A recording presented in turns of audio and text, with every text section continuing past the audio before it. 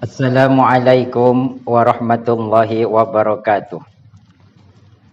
Bismillah, alhamdulillah. Wassalatu wassalamu ala rasulillah. Wa ala alihi wa sahbihi wa man tabi'ahu wa mawala. La haula wa la quwata illa billah. Sahabat Dumai, dimanapun Anda berada, setiap kita memiliki sesuatu, tentu ingin merasakan nikmat dan manfaat dari sesuatu yang dimilikinya itu. Apa gunanya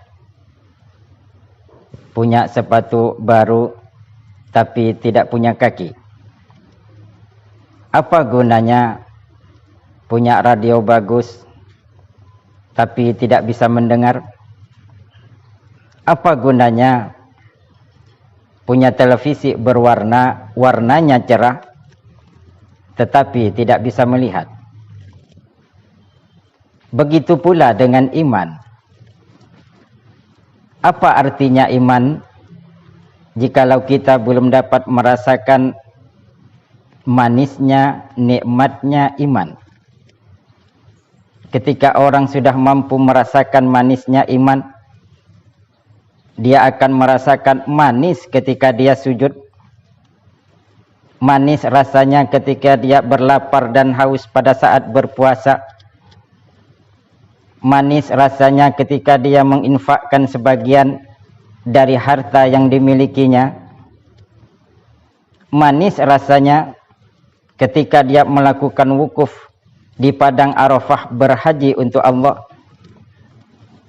Manis ketika melakukan sesuatu yang menjadi tuntutan dari nilai imannya itu. Untuk dapat merasakan manisnya, indahnya, nikmatnya iman, Baginda Rasulullah Muhammad sallallahu alaihi wasallam menganjurkan kepada kita, salasun man kunna fihi wajada bihinna halawatal iman. Ada 3 perkara. Siapa orang yang memiliki 3 perkara ini, dia akan dapat merasakan manisnya iman. Apa yang 3 itu? Yang pertama, an yakunallaha wa rasuluhu ahabba ilaihi mimma siwahuma. Seseorang yang cintanya kepada Allah dan Rasulnya di atas segalanya. Setiap kita memiliki hati. Di dalam hati bertumpu sejuta rasa. Apa yang paling dominan di hati, itu yang menjadi kecenderungan kita.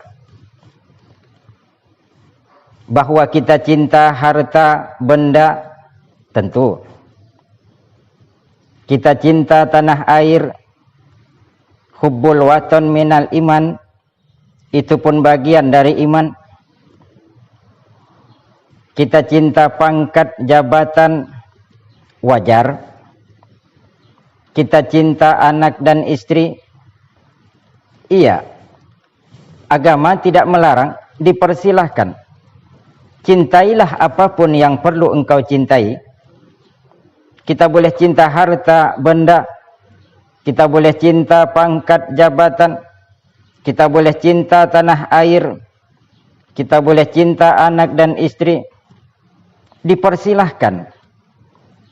Tapi kan cinta kita kepada alam dan seluruh isinya ini dibatasi oleh kesadaran. Suatu saat kita akan berpisah.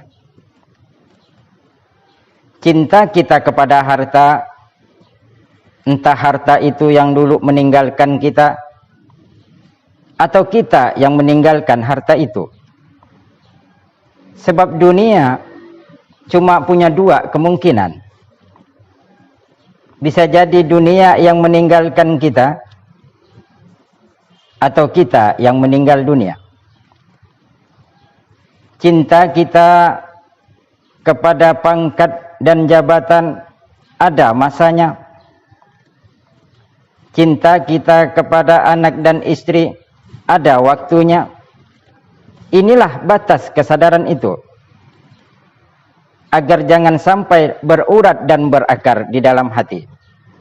Tapi kepada Allah dan Rasul-Nya, kita tidak akan pernah bisa pisah untuk selamanya.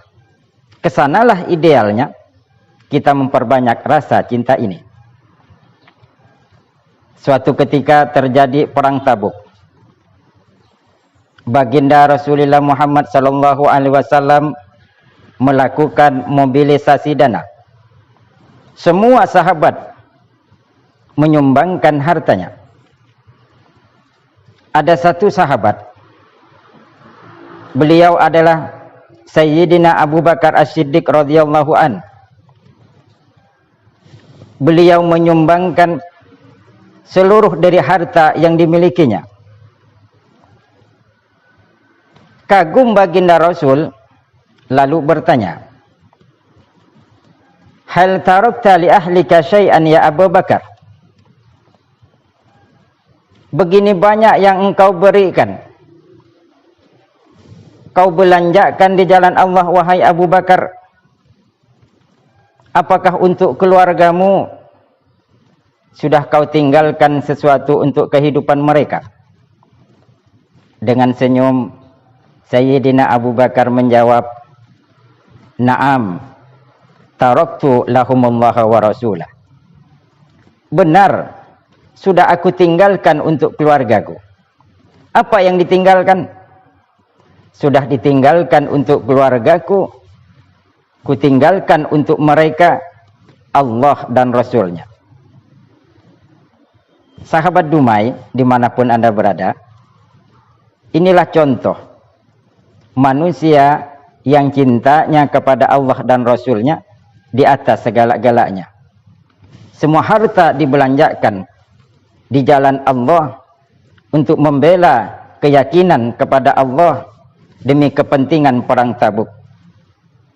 Dan keluarga, anak dan istrinya tidak ditinggalkan harta, tetapi yakin bahwa Allah dan Rasul-Nya yang akan menolong dalam kehidupan mereka. Itu yang pertama.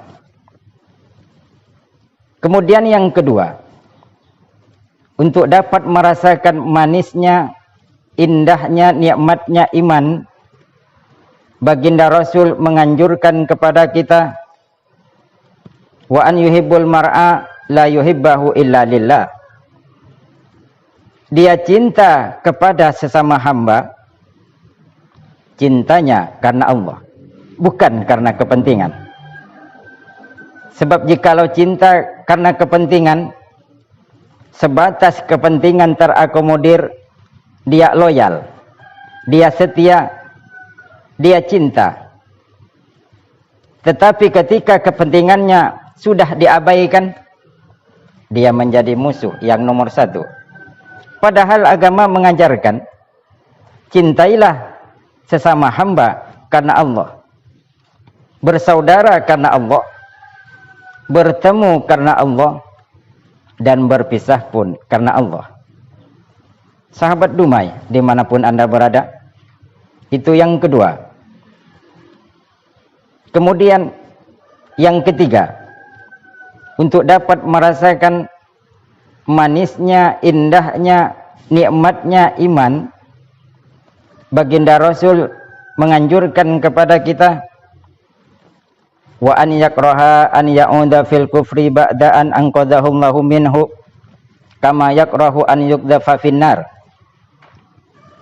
Dia benci kepada kekufuran, kezaliman, ketidakadilan, kemaksiatan setelah Allah mengembalikannya, sebagaimana bencinya dia ketika dimasukkan ke dalam api neraka. Benci kepada kekufuran, kemaksiatan, begitulah seharusnya sikap kita ketika melihat kemaksiatan, kezaliman. Benci sama seperti dimasukkan ke dalam api neraka. Bukankah baginda Rasul mengisyaratkan kepada kita, jikalau engkau melihat kemungkaran, cegahlah dengan tanganmu.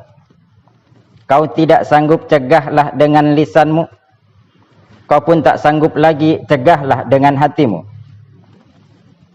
Mencegah kemungkaran dengan tangan artinya dengan power, dengan kekuasaan. Siapa yang punya power? Penguasa. Mencegah kemungkaran melalui penguasa atau yang memiliki kekuasaan. Mencegah kemungkaran dengan lisan, dengan lidah. Para alim, para ulama, para mubaligh, para wakil rakyat yang duduk di DPR sana, sampaikan apa yang menjadi aspirasi rakyat. Dan mencegah kemungkaran dengan hati. Ini biasanya rakyat banyak berbicara tidak didengar atau takut dengan akibatnya. Minimal yang dilakukan tidak join dengan yang namanya kemungkaran. Sebab jikalau yang mungkar berjalan, yang ma'ruf pun berjalan, sama-sama berjalan, jikalau yang mungkar mendapat hukuman, maka yang ma'ruf pun akan terkena dampaknya.